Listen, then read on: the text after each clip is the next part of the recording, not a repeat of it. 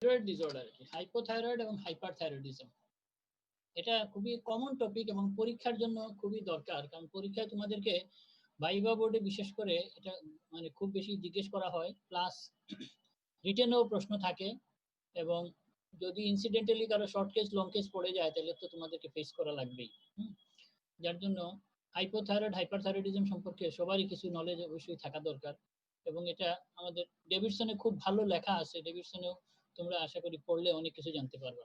আমি সবকিছু হয়তো দিব না, এখানে কিছু কিছু টপিকস হয়তো আলোচনা করব। তো আমি আশা করি এর মধ্যে তোমরা তো থাইরয়েড ডিসঅর্ডার পড়ে ফেলছো নাকি? বাই দিস টাইম তোমাদের পড়ানো হয়েছে না একবার? হ্যালো আদনান, জি স্যার পড়ানো হয়েছিল। আগে আগে তোমাদের ক্লাস কে নিয়েছিল থাইরয়েড ডিসঅর্ডারটা? আমাদের মেডিসিন থেকে নেওয়া হয়েছে না এন্ডোক্রাইনোলজি থেকে নেওয়া হয়েছিল? স্যার অনেক আগে নেওয়া হয়েছিল, খেয়াল নাই আর কি। আচ্ছা ঠিক আছে স্যার মেডিসিন থেকে নেওয়া হয়েছিল, শিশির চক্রবর্তী স্যার নিয়েছিল। ফাইন, তাহলে তো মোটামুটি তোমাদেরকে একবার পড়ানো হয়ে গেছে। শিশির চক্রবর্তী স্যার কি প্রশ্ন ধরেন না ধরেন সেগুলো তো তোমাদের অলরেডি জানা আছে, তারপরে আমি কিছু আলোচনা করব, এর মধ্যে থেকে তোমাদের যদি কিছু মনে থাকে তাহলে হয়তো পরীক্ষায় কাজে লাগতে পারে। ওকে, তাহলে থাইরয়েড গ্ল্যান্ডটা তো আমরা সবাই চিনি। থাইরয়েড গ্ল্যান্ড কোথায় থাকে? একটা স্মল গ্ল্যান্ড যেটা মিডল অফ দা লোয়ার নেকে থাকে, বিলো দা লেরিংস অফ আদম সেপুলের কাছে থাকে, ঠিক আছে। Thyroid works with the pituitary gland, which produces TSH. TSH stimulates thyroid gland to produce thyroid hormones T3 and T4.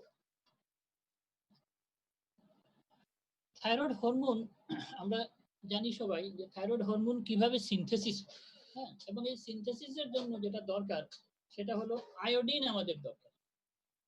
আমাদের দেশে যেটা আছে আয়োডিন ডেফিসিয়েন্সি আছে, আমাদের সিলেটও one of the iodine deficiency zone.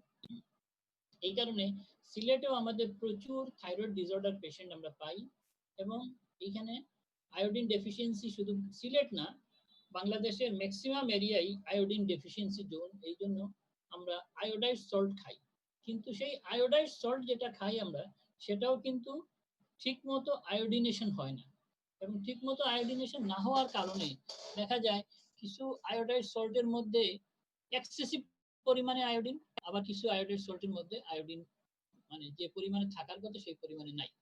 হ্যাঁ, এই জন্য আমাদের দেশে আয়োডিন ডেফিসিয়েন্সি ডিসঅর্ডার আছে, এবং আয়োডিন ডেফিসিয়েন্সি ডিসঅর্ডারের সাথে সাথে থাইরয়েড ডিসঅর্ডারও প্রচুর আছে। যদিও 5% বলা হয়, কিন্তু এক্সাক্ট স্ট্যাটিস্টিক্স আমাদের দেশে হয়তো ঠিক মতো নাই। হ্যাঁ, আমাদের সিলেট রিজনে থাইরয়েড ডিসঅর্ডার অনেক রোগী আছে, হাইপোথাইরয়েড আছে, হাইপারথাইরয়েড আছে, থাইরয়েড কার্সিনোমা আছে। হ্যাঁ, অনেকেই আনডিটেক্টেড অবস্থায় ঘুরে বেড়াচ্ছে, অনেকের এটাকে কোনো গুরুত্বই দিচ্ছে না, কিন্তু পরে দেখা যায় আমরা যখন পরীক্ষা নিরীক্ষা করাই অনেক পেশেন্টের থাইরয়েড মেলিগনেন্সি আছে, কিন্তু সে এটাকে গুরুত্বই দিচ্ছে না, সে মনে করতেছে যে এটা তার থাইরয়েড নোডিউল। হ্যাঁ, যার জন্য এটা আমাদের মাথায় রাখতে হবে যে থাইরয়েড ডিসঅর্ডার যে কোনো পেশেন্ট, হ্যাঁ, তোমরা যে আগামীতে ডাক্তার হবা, তোমরা জেনারেল এক্সামিনেশন করার সময় থাইরয়েড এক্সামিনেশনের কথা ভুলবা না। হ্যাঁ, থাইরয়েড এক্সামিনেশন অবশ্যই খেয়াল রাখতে হবে যে এটা জেনারেল এক্সামিনেশন পার্ট হিসেবে তোমাকে দেখতে হবে, এবং থাইরয়েডের কথা যদি মাথায় রাখো তাইলে কিন্তু তুমি ডায়াগনোসিস করতে পারবে, আদারওয়াইজ থাইরয়েড ডিসঅর্ডার তোমার সামনে দিয়ে চলে যাবে, তুমি কিন্তু মিস করবে। ঠিক আছে, তাহলে একটু থাইরয়েড হরমোন সম্পর্কে আমরা জানি যে থাইরয়েড হরমোন কি আছে, থাইরক্সিন, ট্রাইএডোথাইরোনিন, T3 T4। এই T3 এবং T4 এটার একটা রেশিও আছে 10:1। কিন্তু যদি কোনো পেশেন্ট দেখা যায় যে নিজের থাইরয়েড হরমোন খেয়ে ফেলতেছে, অনেক সময় আছে মানে পেশেন্ট ফ্যাকটিশাস হাইপারথাইরয়েডিজম যে স্টেট আছে সেই স্টেটে কি করে পেশেন্ট নিজে থাইরয়েড হরমোন খেয়ে ফেলে। কি জন্য খেয়ে ফেলে? অনেকে স্লিম হওয়ার জন্য, তো অনেকে আছে আবার অন্য কারণেও খাইতে পারে। তো এই যদি খায় তাহলে আমরা বুঝবো কিভাবে? এই T3 T4 রেশিও দেখতে হবে।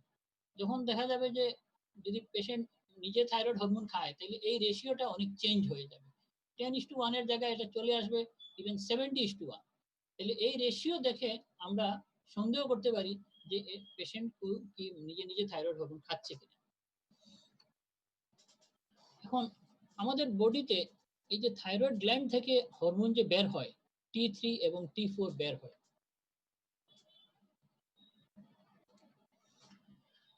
T3 কি পরিমাণে বের হয় এবং T4 কি পরিমাণে বের হয়, এটা একটা আমাদের জানা দরকার। আমাদের বডিতে 20% T3 derived directly from thyroid and 80% কোত্থেকে আসে? কনভার্সন অফ T4 থেকে কনভার্ট হয়ে T3 তে আসে। এখন আমাদের জানতে হবে যে এই যে থাইরয়েড হরমোন T4 এবং T3, এটার মধ্যে অ্যাক্টিভ হরমোন কোনটা? অ্যাক্টিভ হরমোন হলো কিন্তু T3 হলো অ্যাক্টিভ হরমোন, কিন্তু আমাদের বডিতে মানে T3 আসে কোত্থেকে? বেশিরভাগই আসে ফ্রম কনভার্সন অফ T4। তাইলে 80% আমরা মনে রাখার জন্য বলি 80-20, কিন্তু বইতে তোমরা যেটা পাবা ডেভিডসনে আসলে 85% T3 কিন্তু কনভার্সন অফ T4 এর মাধ্যমে আসে। মাত্র 15% T3 ডাইরেক্ট থাইরয়েড থেকে আসে। তাহলে এই যে থাইরয়েড হরমোনস আছে এর মধ্যে আমরা এটা ইম্পর্টেন্সটা আমাদের জানতে হবে যে থাইরয়েড হরমোনসটা আমাদের মেটাবলিজমটাকে কন্ট্রোল করে। সারা বডিতে যত সেল আছে সব সেলের মেটাবলিজম কন্ট্রোল করতেছে এই থাইরয়েড হরমোন, এবং এটা লট অফ ফিজিওলজিক্যাল ফাংশনস আছে। বডিতে কোনো জায়গা বাদ যাবে না যে জায়গাটা থাইরয়েড হরমোনের অ্যাকশন নাই, যার জন্য থাইরয়েড হরমোনের অ্যাকশনগুলো আমাদের জানতে হবে। আচ্ছা, আমরা থাইরয়েড হরমোন যেটা বলি T3, T4, TSH, কিন্তু ফ্রি ফর্ম যেটা আছে, ফ্রি ফর্মটাই আসল অ্যাক্টিভ ফর্ম। আমাদের বডিতে দেখা যায় 99% যে হরমোন থাকে সেটা বাউন্ড ফর্মে থাকে। থাইরয়েড বাইন্ডিং গ্লোবিউলিনের সাথে বাইন্ড করে থাকে, কিন্তু এই যে মোর দেন 99% বাউন্ড ফর্ম আছে, এই বাউন্ড ফর্মটা কিন্তু আমাদের অ্যাক্টিভ হরমোন হিসাবে আসে না। হ্যাঁ, আমাদের অ্যাক্টিভ ফর্ম হলো ফ্রি T4, ফ্রি T3, এগুলো হলো অ্যাক্টিভ ফর্ম। আমরা যদি একুরেটলি মানে জানতে চাই থাইরয়েড স্ট্যাটাস, তাইলে আমাদেরকে অ্যাক্টিভ ফর্ম জানতে হলে ফ্রি T4 একটা ইম্পর্টেন্ট হরমোন, এটা আমাদের মনে রাখতে হবে। আচ্ছা, এটা ফ্রি T4 যেটা আছে এটা মেজার মানে করি আমরা কোন কারণে বেশি? যখন প্রেগনেন্সি হয়। প্রেগনেন্ট কন্ডিশনে দেখা যায় হ্যাঁ TPG level, thyroid binding globulin লেভেলটা বেড়ে যায়, যার জন্য এই টোটাল T4টা দেখা যায় বেশি থাকে। কিন্তু আসলে টোটাল T4 বেশি থাকলেও এই টোটাল T4 মানে আসল হরমোনের অ্যাকশনটা রিপ্রেজেন্ট করে না, যার জন্য ডিউরিং প্রেগনেন্সি অবশ্যই আমাদেরকে যে হরমোন নিয়ে চিন্তা করতে হবে সেটা হলো ফ্রি T4। আমরা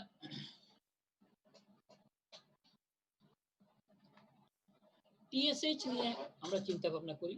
হ্যাঁ, TSH এই হরমোনটা কোত্থেকে রিলিজ হয়? ফ্রম পিটুইটারি থেকে TSH বের হয়।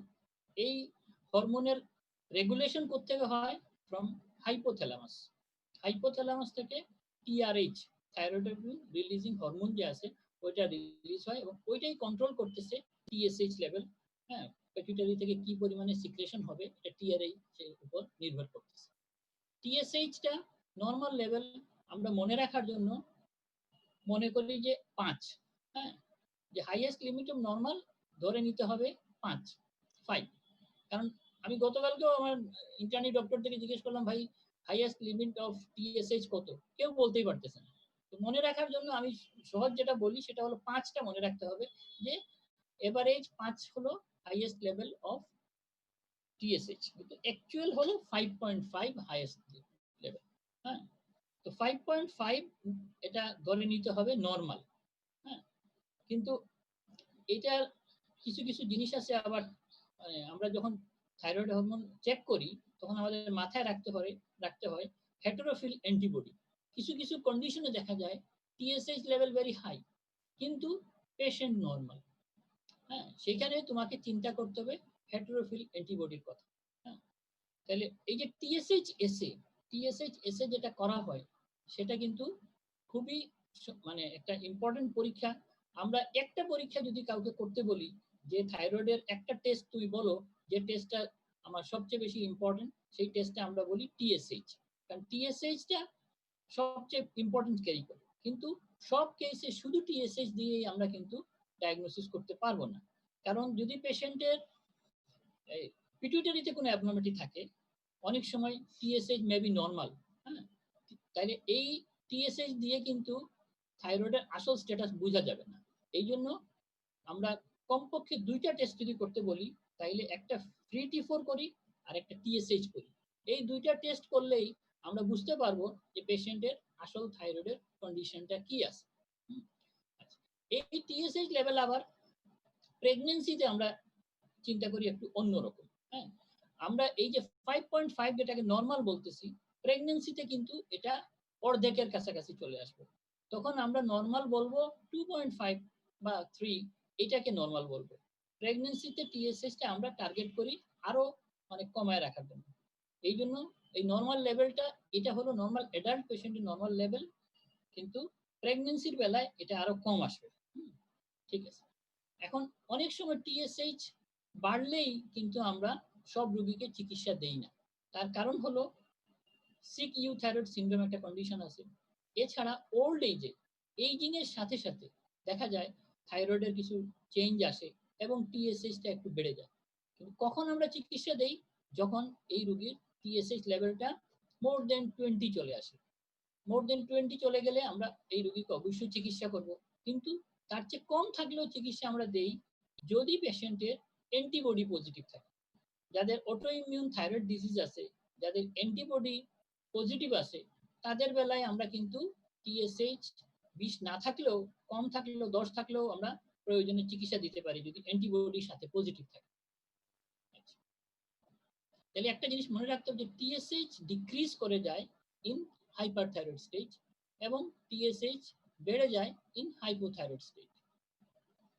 তাইলে আমরা এখানে চিন্তা করব FT4 এর কথা এবং TSH এর কথা। এই দুইটা হরমোন আমাদের সবচেয়ে বেশি কাজে লাগে। আচ্ছা, regulation of thyroid hormones. When the amount of thyroid hormone in blood drops, pituitary gland secretes a hormone called TSH, thyroid stimulating hormone. TSH then stimulates the thyroid gland to increase its uptake of iodine from the blood so that more thyroxine can be synthesized. When necessary, thyroxine then converted to metabolically active T3, triiodothyronine, a process that involves removing one iodine atom from T4. আচ্ছা, এখন আমাদের জানতে হবে এই যে T3 এবং T4 এর half life. হ্যাঁ, একটা জিনিস মনে রাখতে হবে যে আমরা একটা ট্যাবলেট যদি কাউকে খাওয়াই, থাইরক্সিন ট্যাবলেট, তাইলে এই থাইরক্সিনের অ্যাকশন 1 সপ্তাহ থাকবে, কিন্তু T3 আমরা যদি দেই তাইলে 1 দিন থাকবে। কেউ বলে 18 থেকে 24 ঘন্টা, কেউ বলে 24 থেকে 36 ঘন্টা, মানে রাফলি তুমি 1 দিন মনে রাখো। হ্যাঁ, T3টা 1 দিন অ্যাকশন থাকে আর T4 এর 7 দিন অ্যাকশন থাকে, 1 সপ্তাহ। তাহলে একটা ট্যাবলেট খাওয়ানোর আগে এটা চিন্তা করতে হবে যে এটা খাওয়ার পরে এই মানে ঔষধের অ্যাকশন 1 সপ্তাহ থাকতে পারে। আচ্ছা, এখানে যে জিনিসটা দেখানো হয়েছে ওই থাইরয়েড হরমোন রেগুলেশন, যে হাইপোথ্যালামাস থেকে TRH মানে হরমোন আসে, এটা পিটুইটারির উপর কাজ করে, এবং এই পিটুইটারির উপর কাজ করার পরে এখান থেকে TSH রিলিজ হয় এবং এই TSH গিয়ে কাজ করে থাইরয়েডের উপর, এখান থেকে T3 T4 বের হয়। কিন্তু এই যে বাউন্ড হরমোন থাকে, এটা আবার এখানে ডিআয়োডিনেজ একটা এনজাইম আছে, এনজাইমের মাধ্যমে এটা ভেঙে ওই চেঞ্জ হয়, FT4 থেকে মানে T4 থেকে T3 তে আসে। Physiological action of thyroid hormones. Thyroid hormones potentiates brain development. It increases the heart rate, increases cardiac output, increases ventilation rate, thickens endometrium in female, and deficiency is the underlying problem responsible for the high rate of cancer like breast cancer, lung, prostate, and ovary. Hypothyroidism. এখন আমরা আলোচনা করব hypothyroidism নিয়ে। Hypothyroidism is an inadequate secretion of thyroid hormones or lack of secretion of the thyroid hormones. Thyroid gland regulates the metabolic functions of the body in virtually every cell. Everything from the brain to the skin is affected by the hormone made by the thyroid gland. In hypothyroid state, patient slows down. It makes you lethargic, fatigued, your hair becomes brittle, your skin becomes dry, you become cold much easier than the average person. The thyroid is controlled by the pituitary gland and hypothalamus, which are in the brain. They stimulate the thyroid gland to secrete two hormones called T3, T4. These hormones help to regulate metabolism. They signal for the body to increase oxygen use. Hypothyroidism is a thyroid problem caused by underactive thyroid gland and that produce insufficient amount of thyroid hormones. May also develop from pituitary deficiency. Hypothyroidism may develop from pituitary deficiency. তাহলে এখানে আমরা যেটা hypothyroidism সম্পর্কে বললাম, hypothyroid আমরা commonly যেটা দেখি, কিছু আছে থাইরয়েডের প্রবলেম, হাইপোথাইরয়েড হয় কিছু থাইরয়েডের প্রবলেমের কারণে, কিছু আছে পিটুইটারি প্রবলেমের কারণে। Most likely due to inborn errors of thyroid gland. এছাড়া যেটা আছে inborn errors of thyroid gland যদি থাকে, তাহলে patient may come with hypothyroidism. Hypothyroidism seen in both sexes but more common in women. যদি hypothyroidism detect না হয়, বিশেষ করে প্রেগনেন্ট মাদার, তাইলে যে নিউবর্ন জন্মাবে সে কিন্তু ডেভেলপ করবে ক্রিটিনিজম। তাইলে এই ক্রিটিনিজম থেকে বাঁচতে হলে কি করতে হবে? প্রেগনেন্ট মাদারদেরকে স্ক্রিনিং করতে হবে এবং যখনই বাচ্চা জন্ম হবে, জন্ম হওয়ার পর ওই বাচ্চাকে আমরা টেস্ট করতে হবে। এক সময় আমরা যেটা করতাম, আম্বিলিক্যাল কর্ডের যে ব্লাড আছে, আম্বিলিক্যাল কর্ডের ব্লাড নিয়ে আমরা টেস্ট করে দেখতাম যে নিউবর্নের কোনো হাইপোথাইরয়েড আছে কিনা। অথবা এই আম্বিলিক্যাল কর্ড ছাড়াও হিল প্রিক, হিল প্রিক থেকেও নিয়ে ব্লাড নিয়ে আমরা টেস্ট করতে পারি যে কোনো কনজেনিটাল হাইপোথাইরয়েডিজম আছে কিনা। Because the symptoms may be varied and difficult to define, hypothyroidism often simulates other conditions, and many people with an underactive thyroid gland, that is hypothyroid, may be completely unaware of the problem. আমরাও দেখি patient আমাদের কাছে যখন আসে তখন বিভিন্ন ধরনের non specific symptom নিয়ে আসে। তখন আমরা যদি চিন্তা করি যে এই পেশেন্ট মে বি হাইপোথাইরয়েড, তাইলেই শুধু পেশেন্টের ডায়াগনোসিস করা সম্ভব, আর না হলে আসবে যাবে, আমরা মিস করতেই থাকবো। ক্লাসিফিকেশন অফ হাইপোথাইরয়েডিজম, ক্লাসিফিকেশনে প্রাইমারি, সেকেন্ডারি, টারশিয়ারি এবং কোয়াটারনারি চারটা টাইপ এখানে করা হয়েছে। প্রাইমারিটা বলতে আমরা মিন করতেছি থাইরয়েড গ্ল্যান্ড ইটসেলফ। সেকেন্ডারি মানে পিটুইটারিতে প্রবলেম, পিটুইটারি গ্ল্যান্ডে যদি প্রবলেম থাকে তাহলে ওটা সেকেন্ডারি। টারশিয়ারি হলো যদি হাইপোথ্যালামাসে প্রবলেম থাকে, আর যদি টার্গেট টিস্যুতে রেজিস্ট্যান্স থাকে, তাইলে টার্গেট টিস্যুতে রেজিস্ট্যান্স হলে ওটাকে কোয়াটারনারি বলা হয়। তাইলে কি কি বলা হলো? Primary, secondary, tertiary and quaternary. তাইলে এই চার ধরনের হাইপোথাইরয়েডিজম থাকতে পারে। Primary hypothyroidism occurs due to improper functioning of the thyroid gland, may be further classified as overt and subclinical hypothyroidism. কিছু পেশেন্ট ওভার্ট আমরা পাবো আর কিছু পাওয়া যাবে সাবক্লিনিক্যাল হাইপোথাইরয়েডিজম। এখন সাবক্লিনিক্যাল হাইপোথাইরয়েডিজম নিয়ে অনেক মানে কন্ট্রোভার্সি আছে। কেউ বলতেছে চিকিৎসা করা দরকার, কেউ বলতেছে চিকিৎসা মানে ওয়েট করা দরকার, কিন্তু চিকিৎসা করলে অনেকের বেনিফিট পাওয়া যায়। তাই আমরা সাবক্লিনিক্যাল হাইপোথাইরয়েডটাও ডিটেকশনের চেষ্টা করব। Hypothyroidism affects approximately 5% of individual with elderly women being the most commonly affected. আমাদের কাছে যারা পেশেন্ট আসেন তাদের মধ্যে বয়স্ক মহিলা যাদের আছেন, বয়স্ক মহিলাদের মধ্যেই দেখা যাচ্ছে যে হাইপোথাইরয়েড আমরা অনেক বেশি পাই। এবং এই জিনিসটা মাথায় রাখতে হবে যে বয়স্ক মহিলাদের হাইপোথাইরয়েড থাকতে পারে, তাই ওনাদের এই থাইরয়েডের স্ট্যাটাসটা আমাদের ক্লিনিক্যালি প্লাস বায়োকেমিক্যালি টেস্ট করে দেখতে হবে। Secondary hypothyroidism occurs due to inadequate stimulation of thyroid gland by thyroid stimulating hormone TSH, may be due to congenital or acquired defect in the pituitary or hypothalamus. Hypothyroidism rare occurs in less than 1% of individuals. এখন আমরা primary হাইপোথাইরয়েডিজমের aetiology নিয়ে একটু চিন্তা ভাবনা করি। Thyroid dysfunction কি কারণে হয়? অটোইমিউন থাইরয়েডাইটিস বলা হচ্ছে যে এখন বেশিরভাগই পেশেন্টের যারা আমরা হাইপোথাইরয়েড নিয়ে মানে আমাদের কাছে আসে এবং যাদের লাইফ লং ট্রিটমেন্টের প্রয়োজন হতে পারে, এদের কারণ থাকে অটোইমিউন থাইরয়েডাইটিস। অটোইমিউন থাইরয়েডাইটিস হয়ে হাসিমোটো থাইরয়েডাইটিসের জন্য থাইরয়েড গ্ল্যান্ডটা নষ্ট হয়ে যায়, ড্যামেজ হয়ে যায়, এবং এই পেশেন্টদেরকে আমাদের লাইফ লং থাইরক্সিন থেরাপির প্রয়োজন হয়। আমরা কিন্তু সব রোগীকে কিন্তু লাইফ লং থাইরক্সিন থেরাপি দিব না। হ্যাঁ, কিছু পেশেন্ট আছে যেমন আমরা থাইরয়েড অপারেশনের পরে 131 আয়োডিনের পরে পেশেন্টের পোস্টপার্টাম যে কন্ডিশন আছে, এই কেসগুলোতে হাইপোথাইরয়েডের চিকিৎসা করতে হলে 6 মাস পরে আবার ফলো আপে রাখতে হয়। এই পেশেন্টের থাইরয়েড ফাংশন আবার নর্মাল হয়ে যেতে পারে, থাইরয়েড রিপ্লেসমেন্টের প্রয়োজন নাও থাকতে পারে। কিন্তু যাদের অটোইমিউন থাইরয়েডাইটিস আছে, হাসিমোটো থাইরয়েডাইটিস, এদের দেখা যাচ্ছে যে লাইফ লং ট্রিটমেন্টের প্রয়োজন হয়। আর যেটা আছে, এই পেশেন্টদের লিম্ফোমা, থাইরয়েড লিম্ফোমার রিস্ক থাকে, জন্য এই পেশেন্ট ডায়াগনোসিস আমাদের করা খুবই দরকার। এছাড়া কনজেনিটাল অ্যাবসেন্স যদি থাকে থাইরয়েড গ্ল্যান্ডের, অথবা congenital defect in the thyroid মানে হরমোন সিনথেসিসে যদি থাকে, তাহলেও patient may come with primary hypothyroidism. যদি সার্জারি করে কারো থাইরয়েড টোটাল থাইরয়েডেক্টমি করে দেওয়া যায়, তাইলেও পেশেন্ট হাইপোথাইরয়েড নিয়ে আমাদের কাছে আসে। অথবা রেডিও অ্যাক্টিভ আয়োডিন দিয়ে আমরা রেডিও অ্যাবলেশন যদি করে ফেলি তাইলে হতে পারে, অথবা ইররেডিয়েশন।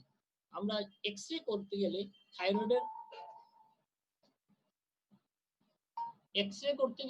এক্সরে যে রেডিয়েশন, সেই রেডিয়েশন কিন্তু থাইরয়েডের উপর পড়ে, এবং আইডিয়ালি এক্সরে যত কম করা যায় ততই ভালো।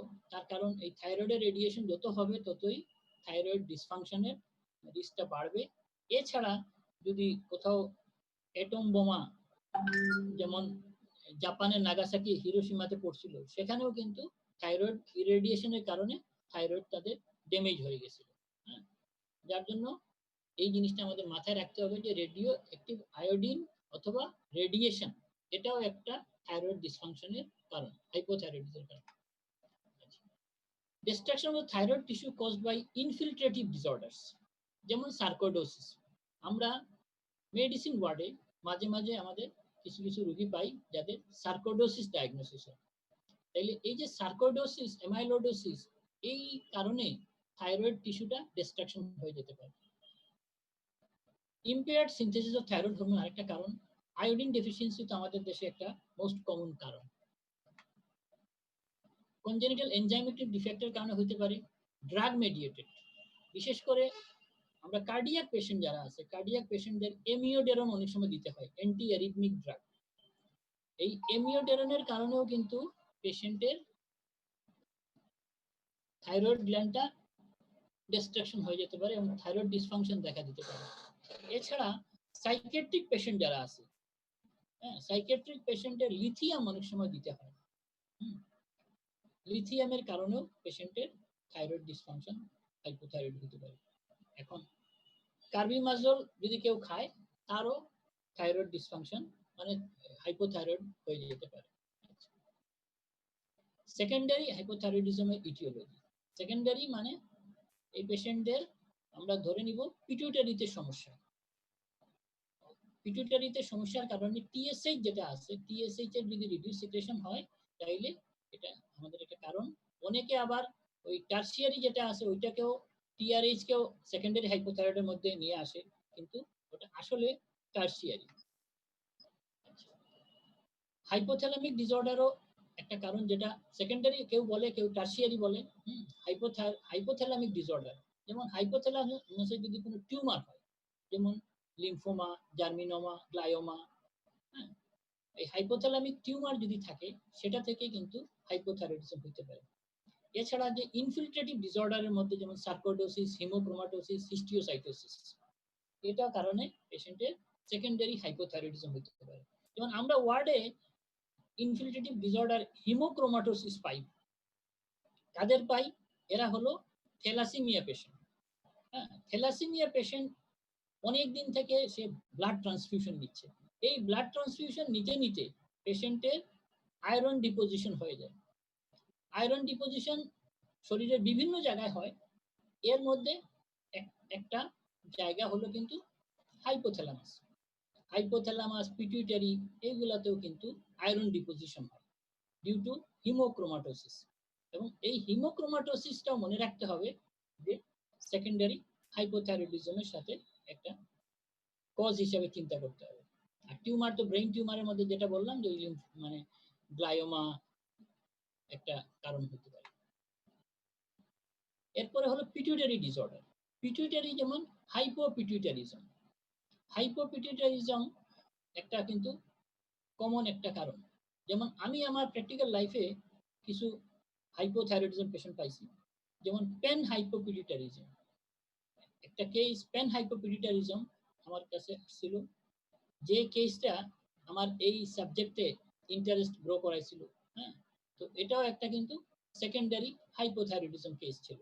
সেকেন্ডারি হাইপোথাইরয়েডিজমের কজ কিন্তু মনে রাখতে হবে হাইপোপিটুইটারিজম। এবং হাইপোপিটুইটারিজম কি কারণে হতে পারে? পিটুইটারিতে যদি কোনো মাস লেশন হয়, যদি পিটুইটারি টিউমার হয়, এই টিউমারের কারণে পিটুইটারি ডিস্ট্রাকশন হতে পারে। আবার এই টিউমার অপারেশন করতে গিয়েও পিটুইটারি ডিস্ট্রাকশন হতে পারে।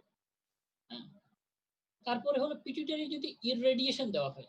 হ্যাঁ, পিটুইটারি টিউমারের জন্য আমরা পিটুইটারিতে রেডিয়েশন দিই।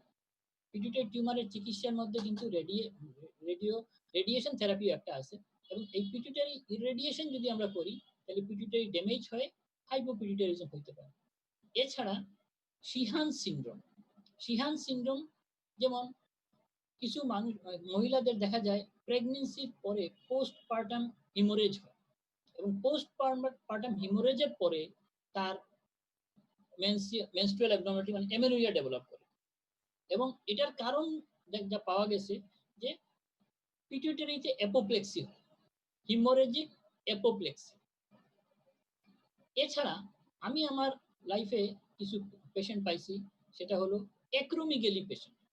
অ্যাক্রোমিগ্যালি পেশেন্টের ওই যে ব্রেইন টিউমার যেটা, ওটার মধ্যেও কিন্তু হিমোরেজ হয়ে অ্যাপোপ্লেক্সি নিয়ে পেশেন্ট আমার কাছে আসছিল। হ্যাঁ, তাইলে অ্যাক্রোমিগ্যালি পেশেন্ট থেকেও কিন্তু পিটুইটারি অ্যাপোপ্লেক্সি হয়ে হাইপোপিটুইটারিজম হতে পারে, শিহান সিনড্রোম থেকে হতে পারে। এছাড়া লিম্ফোসাইটিক হাইপোফিসাইটিস হয়ে এখান থেকেও পেশেন্টের হাইপোপিটুইটারিজম হতে পারে। আমি যেমন যে পেশেন্ট পেন হাইপোপিটুইটারিজম যে কেসটা পাইছিলাম, ওই পেশেন্টের সিফিলিস ছিল, আর সাথে টিউবারকুলোসিসও ছিল। তাহলে সিফিলিস থেকেও কিন্তু পিটুইটারি ড্যামেজ হতে পারে, এবং tuberculosis may be also cause of pituitary destruction. তাইলে যদি পিটুইটারি যে কোনো কারণে যদি পিটুইটারি নষ্ট হয়ে যায়, তাইলেই কিন্তু আমরা সেকেন্ডারি হাইপোথাইরয়েডিজম পাইতে পারি। এখন গয়েট্রাস হাইপোথাইরয়েডিজম, অনেক পেশেন্ট আছে যাদের আয়োডিন ডেফিসিয়েন্সি আছে, তাদের কিন্তু গয়টার থাকতে পারে। এছাড়া হাশিমোটোস থাইরয়েডাইটিস যে পেশেন্ট, ওদেরও গয়টার থাকতে পারে। আগে আমি এই জিনিসটা বলছি, আবার রিপিটেশন হচ্ছে যে হাইপোথাইরয়েডিজম কিন্তু আমরা এল্ডারলি পেশেন্টদের মধ্যে বেশি পাই, ফিমেলের মধ্যে বেশি পাই। তাহলে আমরা 1 in every 10 পিপলের মধ্যে থাইরয়েড ডিসঅর্ডার থাকতে পারে, এবং 1 in 5000 ইনফ্যান্টের মধ্যে হাইপোথাইরয়েড ডিসঅর্ডার থাকতে পারে। এই জিনিসটা আমাদের মাথায় রাখতে হবে।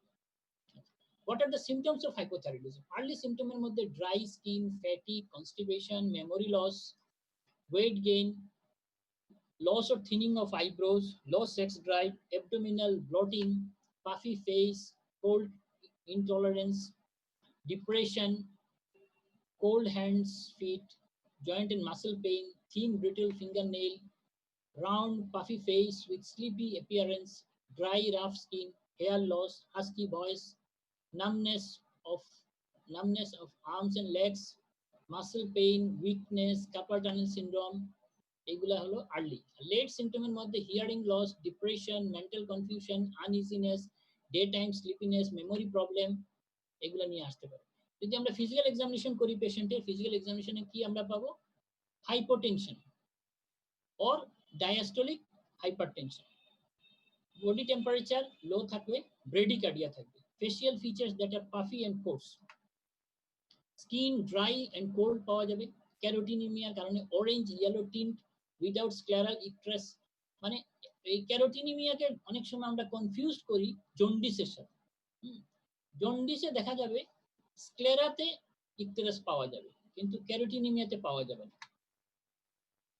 Brittle nail hair, pallor, induration, thickening of skin, periorbital edema, macroglossia and myxedema, mental state change পাওয়া যাবে। Delayed relaxation, time of deep tendon reflex, আমরা পরীক্ষার সময় এটা স্যারদেরকে ধরতে দেখছি যে দেখা যায় যে এই হাইপোথাইরয়েডিজমের জন্য delayed relaxation of the ankle jerk যেটা সেটা ধরা হয় পরীক্ষার সময় দেখানোর জন্য। এবং এই জিনিসটা তোমাদের সব সময় খেয়াল রাখতে হবে যে এক্সামিনেশনে থাইরয়েড পেশেন্ট হলে delayed relaxation of the ankle jerk এটা দেখতে হবে। আচ্ছা, প্লুরাল পেরিটোনিয়াল পেরিকার্ডিয়াল ইফিউশন নিয়ে পেশেন্ট আসতে পারে, কিন্তু মনে রাখতে হবে এই প্লুরাল পেরিটোনিয়াল পেরিকার্ডিয়াল ইফিউশন পেশেন্টকে আমরা চিকিৎসা করলে সাথে সাথে কিন্তু ইমপ্রুভমেন্ট আমরা আশা করতে পারি না, এটা সময় লাগবে, 3 থেকে 6 মাস সময় লাগতে পারে এটা ইমপ্রুভ করতে। আচ্ছা, পেশেন্ট ডেলিরিয়াম এবং সাইকোসিস নিয়ে আসতে পারে। ডিক্রিজ স্ট্রোক ভলিউম, ব্রেডিকার্ডিয়া ও কার্ডিয়াক ম্যানিফেস্টেশন যেটা হাইপোথাইরয়েডের, সেটা কি আমরা পাই কার্ডিয়াক ম্যানিফেস্টেশনের মধ্যে পেশেন্টের স্ট্রোক ভলিউম কমে যায়, ব্রেডিকার্ডিয়া থাকে, ডিক্রিজড কার্ডিয়াক আউটপুট থাকে, ডায়াস্টোলিক হাইপারটেনশন থাকে। Sinus bradycardia and prolonged PR and QT interval. ECG করলে লো ভোল্টেজ পাওয়া যাবে, পেশেন্টের হার্ট ব্লক পাওয়া যেতে পারে, T wave flattening, T wave inversion, even torsades de pointes and sudden death হতে পারে পেশেন্ট। ইকোকার্ডিওগ্রাম যদি করি আমরা, এটা খুবই ইউজফুল, যেটা রিজিওনাল ওয়াল অ্যাবনর্মালিটি পাওয়া যেতে পারে, কারণ একটা মনে রাখতে হবে যে হাইপোথাইরয়েডের সাথে ইসকেমিক হার্ট ডিজিজের একটা ক্লোজ সম্পর্ক। হাইপোথাইরয়েড পেশেন্টের ডিসলিপিডিমিয়া হয়, হাইপোথাইরয়েড পেশেন্টের কার্ডিয়াক এরিথমিয়া হয়, ইসকেমিক হার্ট ডিজিজ হয়, যার জন্য ইকোকার্ডিওগ্রাফি একটা ইম্পর্টেন্ট। এছাড়া ইকোকার্ডিওগ্রাফি আরেকটা ইম্পর্টেন্স হাইপোথাইরয়েড পেশেন্টের, যেটা হলো পেরিকার্ডিয়াল ইফিউশন।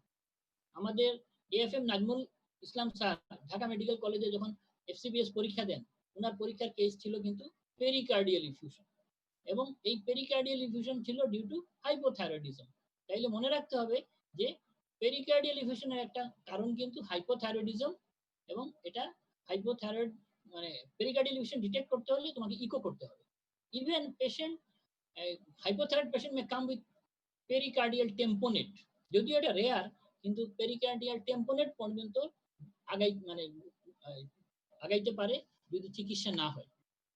আচ্ছা, এই ধরনের পেশেন্টের আমরা এলভিওলার হাইপোভেন্টিলেশন পাই, কার্বন ডাই অক্সাইড রিটেনশন হয়ে পেশেন্ট কমাতে যেতে পারে। আচ্ছা, এখন আমরা খুব এই পেশেন্টের হিস্ট্রি খুব মেটিকুলাসলি নিতে চাই, তার কারণ এই পেশেন্টের প্রিভিয়াস কোনো থাইরয়েড অ্যাবলেশন থেরাপির কোনো হিস্ট্রি আছে কিনা, এই পেশেন্টের আগে কোনো এলিভেটেড থাইরয়েড অটো অ্যান্টিবডির কোনো রিপোর্ট আছে কিনা, কোনো থাইরয়েড সার্জারি করা হয়েছে কিনা, এই জিনিসগুলো আমাদের অবশ্যই খুঁজতে হবে। Medication containing lithium or iodine, যেমন এই আমরা যেমন এমিওডারেনের কথা বললাম, এটাও আমাদের মাথায় রাখতে হবে। The most common cause of hypothyroidism is autoimmune or Hashimoto's thyroiditis. এটা আমাদের সবসময় মাথায় রাখতে হবে যে আমাদের সবচেয়ে কমন হাইপোথাইরয়েডের কজ হলো অটোইমিউন or Hashimoto's thyroiditis, যাদের জন্য আমরা লাইফ লং ট্রিটমেন্ট দিতে হয়।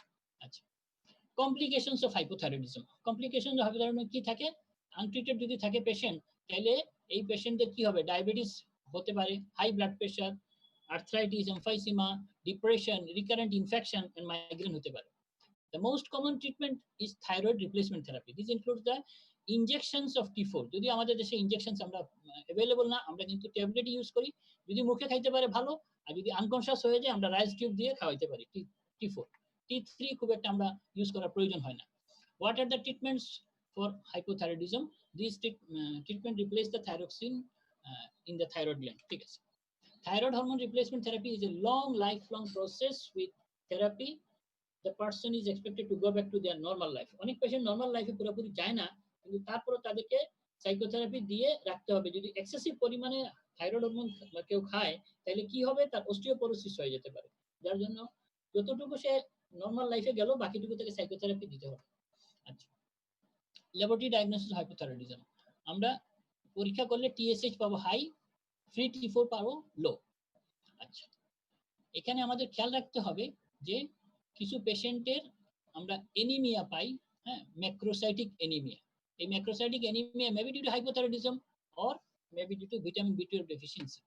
আচ্ছা, ল্যাবরেটরি ডায়াগনোসিসের মধ্যে আমরা আর কি দেখতে পারি, ইরিথ্রোপয়েটিন লেভেল লো থাকে, হিমাটোক্রিট ফল করে যায়, হাইপোনেট্রিমিয়া। হাইপোনেট্রিমিয়া আমাদের ওয়ার্ডে প্রচুর আমরা রোগী পাই, এবং এই হাইপোনেট্রিমিয়ার কজ হিসাবে মনে রাখতে হবে যে পেশেন্টের হাইপোথাইরয়েডিজম থাকতে পারে। আমার মায়েরই হাইপোথাইরয়েড ছিল। ওনার প্রথমে আমি হাইপোনেট্রিমিয়া কজ খুঁজে পাচ্ছিলাম না, পরে এক সময় পাওয়া গেল যে শি হ্যাজ হাইপোথাইরয়েডিজম। তাইলে মনে রাখতে হবে হাইপোনেট্রিমিয়া যখনই ওয়ার্ডে আমরা পাই তখন হাইপোথাইরয়েডিজমের কথাটা মাথায় রাখতে হবে। আচ্ছা, এই যে পেশেন্টদের আমরা কি পাবো, hypoglycaemia, cardiac enzyme may be elevated without AMI, troponin I level remains normal, adrenal hypofunction পাওয়া যেতে পারে। তাহলে মনে রাখতে হবে একটা জিনিস যে হাইপোথাইরয়েড পেশেন্টের আমরা থাইরয়েড রিপ্লেসমেন্ট থেরাপি দেওয়ার সময় এড্রিনাল ইনসাফিসিয়েন্সি আছে কিনা সেই জিনিসটা আমাদের অবশ্যই মাথায় রাখতে হবে। কারণ যদি পেশেন্টের এড্রিনাল ইনসাফিসিয়েন্সি থাকে এবং সেই এড্রিনাল ইনসাফিসিয়েন্সির জন্য যে চিকিৎসা স্টেরয়েড না দিয়ে যদি আমরা শুধু থাইরয়েড রিপ্লেসমেন্ট দেই, তাইলে পেশেন্টের অবস্থা খারাপ হয়ে যাবে, পেশেন্ট কোলাপস করতে পারে, কারণ তার এড্রিনাল হাইপোফাংশন আরো বেড়ে যাবে। যার জন্য প্রথমে যদি কোনো পেশেন্ট হাইপোথাইরয়েড থাকে অবশ্যই এড্রিনাল হাইপোফাংশন আছে কিনা সেটা দেখার জন্য একটা ইলেক্ট্রোলাইট করতে হবে এবং অন্যান্য ইনভেস্টিগেশন করে আমাকে এবং হিস্ট্রি নিয়ে কনফার্ম হতে হবে যে এড্রিনাল ইনসাফিসিয়েন্সি আছে কিনা। যদি এড্রিনাল ইনসাফিসিয়েন্সি থাকে তাহলে এটা আমরা স্মিথ সিনড্রোম বলি, এবং এই কন্ডিশনে প্রথমে কিন্তু এড্রিনাল ইনসাফিসিয়েন্সির চিকিৎসা করতে হবে, পরে দিতে হবে হাইপোথাইরয়েডের চিকিৎসা। কিন্তু যদি এটা রিজেকশন না হয়, শুধু হাইপোথাইরয়েডের চিকিৎসা দিলেই পেশেন্ট কিন্তু খারাপ হইতে পারে, মারাও যেতে পারে। আচ্ছা, elevation of thyroid microsomal antibodies যেটা আমরা পাই হাশিমোটো থাইরয়েডাইটিসে। আচ্ছা, এই অ্যান্টিবডি আরো কি কি কন্ডিশনে পাওয়া যায়, এর মধ্যে গ্রেভস ডিজিজ আছে, এডিসন ডিজিজ আছে, পার্নিশিয়াস এনিমিয়া আছে। আচ্ছা, একটা জিনিস আমাদের সব সময় খেয়াল রাখতে হবে, যদি কোনো থাইরয়েড পেশেন্ট আমাদের কাছে আসে সেই পেশেন্টের ইএসআর কে আমাদের একটা গুরুত্ব দিয়ে দেখতে হবে, কারণ ভাইরাল থাইরয়েডাইটিস পেশেন্টের হাই ইএসআর থাকে এবং আমরা থাইরয়েড গ্ল্যান্ড যদি পালপেট করি সেখানে টেন্ডারনেস পাবো। তাহলে থাইরয়েড এক্সামিনেশনের সময় টেন্ডারনেসের কথা মনে রাখতে হবে যে যদি থাইরয়েডাইটিস হয় টেন্ডারনেস থাকতে পারে। আচ্ছা, আমরা এই ফাংশনাল কিছু এক্সামিনেশন করি, যেমন আপটেক অফ আয়োডিন আপটেক আমরা করি, কিন্তু ইদানিং আয়োডিন আপটেকটা করা কমে গেছে, তার কারণ আমরা সিন্টিগ্রাফি করে বেশিরভাগ পেশেন্টদের ডায়াগনোসিস করি। রেডিও আইসোটোপ আমরা কোথায় পরীক্ষা করি, নিউক্লিয়ার মেডিসিন সেন্টার। হ্যাঁ, নিউক্লিয়ার মেডিসিন সেন্টারে আমরা রেডিও আইসোটোপ স্ক্যান করি এবং আপটেক আজকাল কমে গেছে। আমাদের মনে রাখতে হবে যে ক্রিটিক্যাল দুইটা কন্ডিশন আছে, একটা মিক্সিডিমা কমা, একটা হলো থাইরয়েডটক্সিক ক্রাইসিস। তো আমাদের মিক্সিডিমা কমাটা ভেরি ইম্পর্টেন্ট, যেটা আমরা যদি মিস করি পেশেন্ট মে ডাই। তাহলে মিক্সিডিমা কমাতে কি পাওয়া যাবে, অ্যাবনর্মাল টিএসএইচ এবং ফ্রি T4 লেভেল অ্যাবনর্মাল থাকবে। তাহলে এখানে ডায়াগনোসিস করতে হবে পেশেন্টে কি পাওয়া যায়, নন পিটিং ইডিমা পাওয়া যাবে, hypoventilation, hypothermia, patient maybe in stupor. আর যেটা পাওয়া যায় সেটা হলো হাইপোনেট্রিমিয়া, হাইপোগ্লাইসেমিয়া, এবং এই পেশেন্টের খুঁজতে হবে ইনফেকশন। আচ্ছা, কারণ মিক্সিডিমা কমার একটা কমন কারণ হলো ইনফেকশন। এছাড়া সার্জারি থেকে হইতে পারে, ট্রমা থেকে হইতে পারে, সিডেটিভ, নার্কোটিক্স, ট্রাঙ্কুলাইজার যদি খায় এটা থেকেও হইতে পারে। এই পেশেন্টের কি হয়, alteration in mental status in presence of some precipitating factor, hypothermia পেশেন্টের থাকে, এবং যদি আমরা সেরাম সিকে লেভেল দেখি ইনক্রিজ থাকবে। ক্লিনিক্যাল ফিচার কি, pale, oedematous, respiratory symptom, ascites, pericardial effusion, pleural effusion. হ্যাঁ, হার্ট সাউন্ডটা ডিস্টেন্ট মানে মাফলড হয়ে যাবে, হার্ট সাউন্ড ঠিকমতো শোনা যাবে না, ব্রেডিকার্ডিয়া থাকবে, কোলেস্টেরল লেভেল হাই থাকবে, ইসিজি করলে লো ভোল্টেজ পাওয়া যাবে, ডিসনিয়া অন এক্সারশন, ফ্যাটিগ এবং ইডিমা থাকবে পেশেন্টের, distended abdomen, paralytic ileus, faecal infection, myxoedema megacolon, pseudomembranous colitis এবং ইন্টেস্টিনাল ইসকেমিয়া নিয়ে পেশেন্ট আসতে পারে। Disturbance in consciousness ranging from delirium to stupor and coma, hallucination নিয়ে পেশেন্ট মাঝে মাঝে আমাদের ওয়ার্ডে আসে, মিক্সিডিমা ম্যাডনেস এটাকে আমরা বলি, এবং এই পেশেন্টের সেরিবেলার সাইন খুঁজতে হবে, somnolence থাকতে পারে। আচ্ছা, এই পেশেন্টের ক্লিনিক্যাল ফিচারে আমরা আর কি পাবো, muscle relaxation time deep tendon reflex যদি দেখি আমরা ডিলেড হবে মার্কলি, পেশেন্টের হাইপোনেট্রিমিয়া থাকবে, patient may come with seizure and depressed level of consciousness.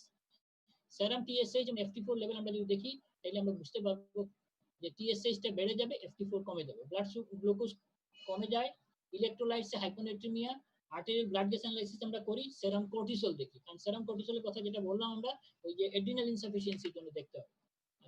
আর আমরা ইনভেস্টিগেশন কি করি, চেস্ট ফিল্ম দেখি, ইউরিন অ্যানালাইসিস করি, ব্লাড কালচার করি, কারণ ইউরিনারি ইনফেকশন থাকতে পারে, পেশেন্টের ব্লাড কালচার করি ইনফেকশন ডিটেক্টের জন্য। আমরা পিকে লেভেল দেখি, তারপরে ALT দেখি, electrolytes, creatinine, blood urine nitrogen, glucose দেখি। আচ্ছা, থাইরয়েড হরমোন রিপ্লেসমেন্ট আমরা ডেফিনিট ট্রিটমেন্ট, ইন্টারভেনাস থেরাপি যদিও প্রেফার্ড বলা হয়, কিন্তু আমাদের দেশে আমরা ইন্টারভেনাস থেরাপি দেই না, আমরা কিন্তু রাইস টিউব দিয়ে দিয়ে দেই ওরাল ট্যাবলেট।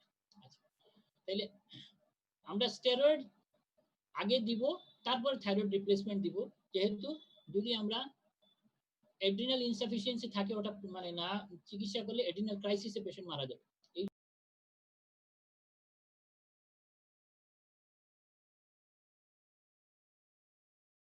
করব maintenance of appropriate hydration status করতে হবে। আচ্ছা, factors associated with poor outcome.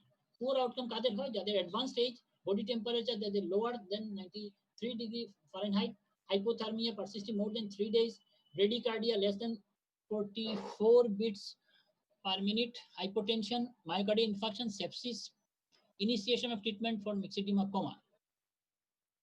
যদিও এখানে বলা হয়েছে যে খুব হাই ডোজে দেওয়া লাগবে আইভি বলাস, কিন্তু আমরা আইভি বলাস দেই না, আমরা দেই রাইস টিউব দিয়েই খাওয়াই। এবং পেশেন্টের মানে মনে রাখতে হবে যে কার্ডিয়াক স্ট্যাটাস, কারণ হলো তুমি যখনই থাইরয়েড রিপ্লেসমেন্ট করবা যদি পেশেন্টের কার্ডিয়াক প্রবলেম থাকে তাহলে কিন্তু পেশেন্টের এমআই হয়ে, পেশেন্টের এরিথমিয়া হয়ে পেশেন্ট মে ডাই। যার জন্য তোমার অবশ্যই ইসিজি করে এমআই যদি থাকে এমআই চিকিৎসা সাইমালটেনিয়াসলি দিতে হবে, ইসকেমিক হার্ট ডিজিজ থাকলে ওটা ট্রিটমেন্ট দিতে হবে। আচ্ছা, এবং পেশেন্টের ইনফেকশন থাকলে অ্যান্টিবায়োটিক দিতে হবে, সাপোর্টিভ মেজার নিতে হবে। সিভিয়ার হাইপোনেট্রিমিয়া থাকলে হাইপারটোনিক স্যালাইন কনসিডার করতে হবে, কিন্তু হাইপারটোনিক স্যালাইন আবার দিতে কিছু সাবধানতা অবলম্বন করতে হবে, কারণ সেন্ট্রাল পন্টাইন মাইলিনোলাইসিসের আশঙ্কা থাকে, যার জন্য একটু চিন্তা ভাবনা করে এই হাইপোনেট্রিমিয়াটা কারেকশন করতে হবে।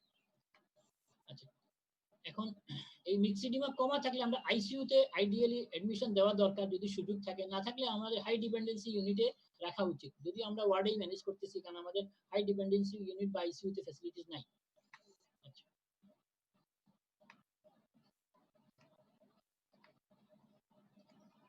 এখন একটু হাইপারথাইরয়েডিজম সম্পর্কে বলি। হাইপারথাইরয়েডিজম তোমরা সবই জানো, কিন্তু একটা জিনিস মনে রাখতে হবে, হাইপারথাইরয়েডিজম এবং থাইরোটক্সিকোসিস এই দুইটা ডিফারেন্স অনেক সময় পরীক্ষায় ধরা হয়, যে হাইপারথাইরয়েডিজম এন্ড থাইরোটক্সিকোসিস। হাইপারথাইরয়েডিজম বিভিন্ন মানে কি কি কারণে হয় সেটা তোমাদের জানতে হবে, থাইরোটক্সিকোসিস কি কি কারণে হয় জানতে হবে। এবং এই যে থাইরোটক্সিকোসিসের সাইনগুলা সেটা তোমাদের পরীক্ষার সময় ধরা হয়। হ্যাঁ, যে গ্রেভস এর সাইন কি আছে, আচ্ছা সবগুলো আমি আস্তে আস্তে বলতেছি। Symptoms and signs of thyrotoxicosis, সবাই তো তোমরা জানোই যে weight loss, palpitation, weakness, dizziness, syncope, alteration of mental status, heat intolerance, nervousness, restless, এগুলা নিয়ে পেশেন্ট আসে। থাইরোমিগালি পাওয়া যায়। হ্যাঁ, পেশেন্টের এজমা প্রবলেম থাকলে এজমা বেড়ে যায় থাইরোটক্সিকোসিসে। মায়োপ্যাথি নিয়ে পেশেন্ট আসতে পারে। Proximal muscle groups of weakness, shoulder and pelvic girdle, তাহলে প্রক্সিমাল মায়োপ্যাথির একটা কারণ কিন্তু থাইরোটক্সিকোসিস। পেশেন্টের মেমোরি লস, কনফিউশন নিয়ে আসতে পারে। আচ্ছা, একটা জিনিস তোমাদের পরীক্ষার জন্য খুব দরকার, সেটা হলো লিড লেগ লিড রিট্রাকশন।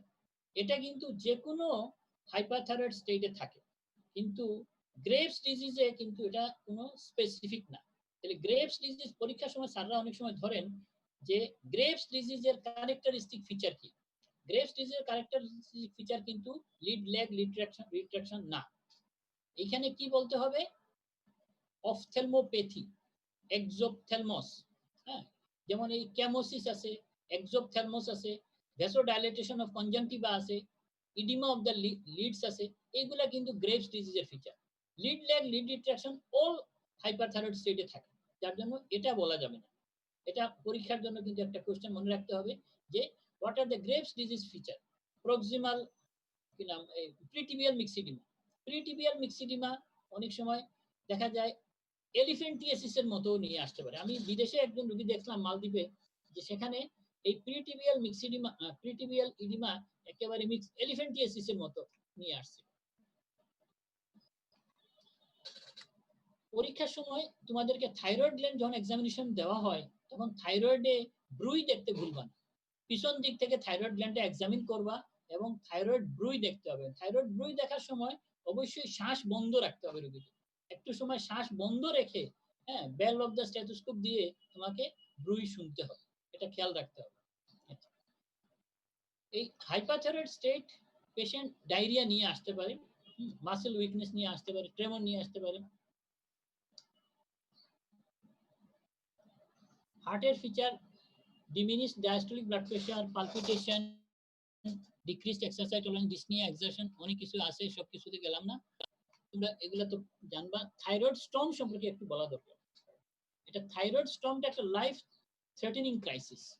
এইখানে যদি চিকিৎসা না করো থাইরয়েড স্টর্ম,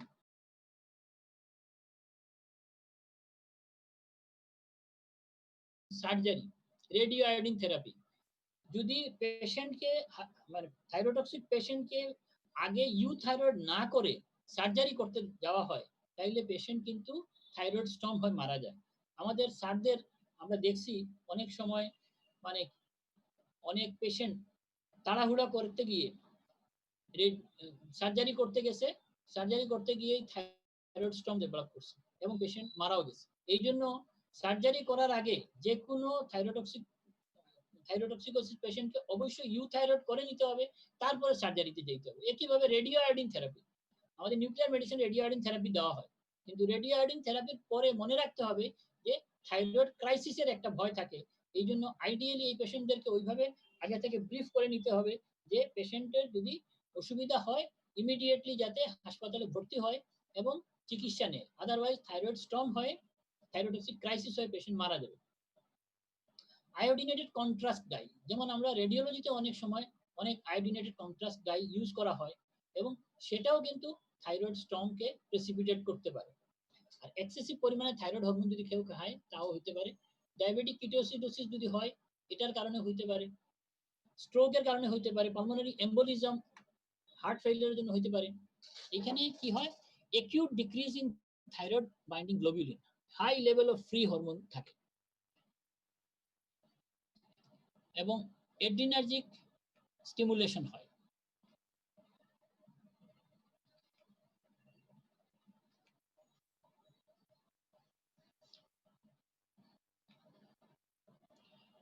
এখানে আমরা যেটা দেই, যদিও বইপত্রে প্রোপাইল থাইরয়েড কথা বলা আছে, কিন্তু আমরা কিন্তু কার্বিমাজল দিয়েই চিকিৎসা করি।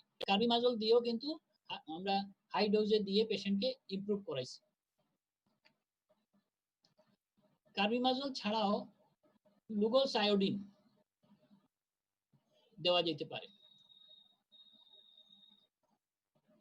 এছাড়া যেটা দিতে হবে গ্লুকোকর্টিকয়েডস, হ্যাঁ, হাইড্রোকর্টিসন আমাদের দিতে হবে 100 মিলিগ্রাম 8 আওয়ারলি, ইভেন 6 আওয়ারলি, অথবা ডেক্সামিথাসোন দিতে হবে।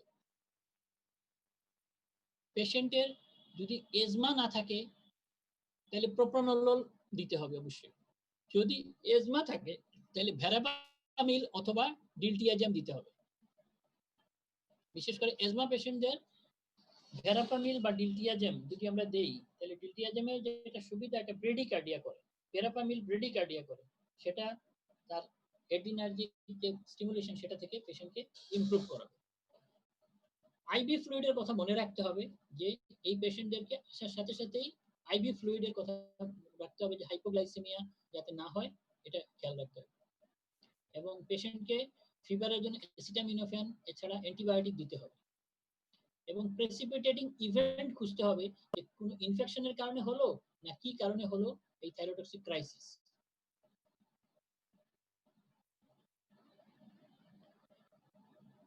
পেশেন্ট যখন আমাদের কাছে আসে থাইরোটক্সিক ক্রাইসিস নিয়ে, তখন তার এজিটেশন থাকে, কোরিয়া, ডেলিরিয়াম, সাইকোসিস, সিজার, কমা নিয়ে আসতে পারে এবং তার ডায়রিয়া থাকতে পারে, vomiting, dehydration, abdominal pain, cardiovascular dysfunction যেমন হার্ট ফেইলিয়ার নিয়ে আসতে পারে, টেকিকার্ডিয়া, সাইনাস টেকিকার্ডিয়া নিয়ে আসতে পারে, এট্রিয়াল ফিব্রিলেশন নিয়ে আসতে পারে, এবং এট্রিয়াল ফিব্রিলেশন থেকে পেশেন্টের কিন্তু থ্রম্বোএম্বোলিজম হতে পারে। এই জন্য মানে অ্যান্টিকোয়াগুলেন্টের কথা মাথায় রাখতে হবে।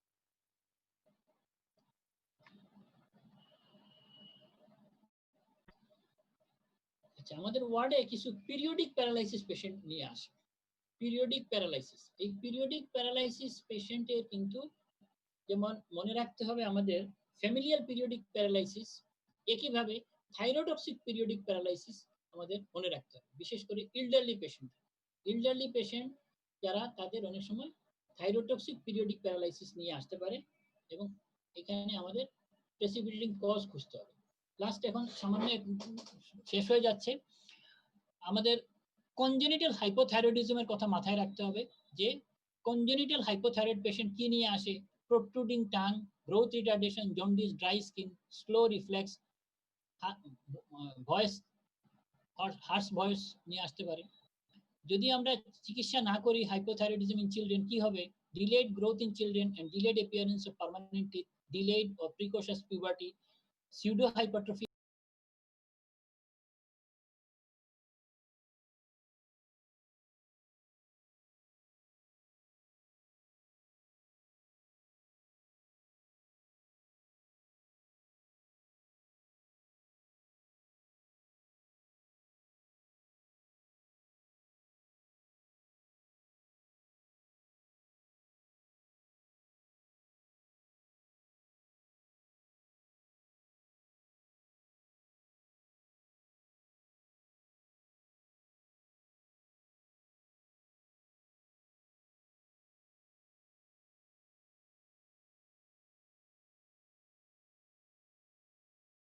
এই ফুডগুলো আমাদের অ্যাভয়েড করতে হবে।